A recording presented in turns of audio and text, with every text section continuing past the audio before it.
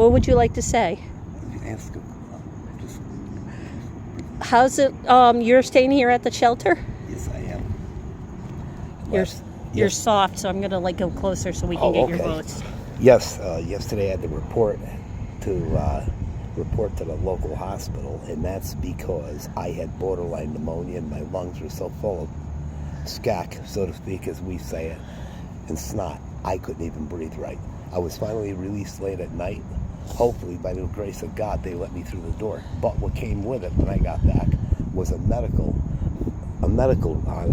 statement stating that I should lay down and I should get bed rest. I was told first thing this morning to go out the door and see it tonight. How this whole illness issue started was earlier in this week. I was forced to stay outside in pouring rain.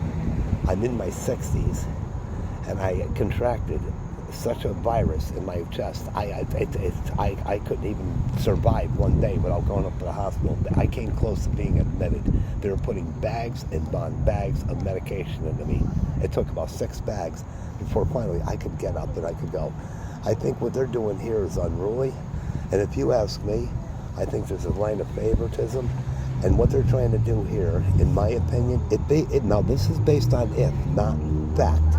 If they were doing something bad, okay, what I think it is, the same clause as what they tried pulling 30 years ago with Section 8 tenants versus the landlords, to where they take somebody in, and what they'll do is they'll turn around, launch them out the door, and then turn around and scoop up on the money. If not, letting one of their favorites in there, maybe have something where he can't put his name down, and you're able to turn around and embed him in here. I mean, you've had a lot of things go down in the last 15 years, and I'll bet you it's a good lead to it. Among that, I can count 3 or 4 of them that lives up in the Southbury, Woodbury area, and I've heard rumors of them going off with pans and stuff, and they even slapped everybody in return. 2 of them are from Woodbury, 2 of them are from Southbury. There's 2 of them that I know for a fact, if this one source is correct, was up at the Litchfield auction house and ripped them off for almost $700,000, was caught and prosecuted. The other one's been on the lam since God knows when. That's another party within here. This place needs some serious direction, and it needs some serious application as far as the proper authorities and people coming in here to inspect this. And this here getting launched out the door at 7 o'clock in the morning, I think is a little ridiculous. There are other facilities in the state of Connecticut that don't operate on this part.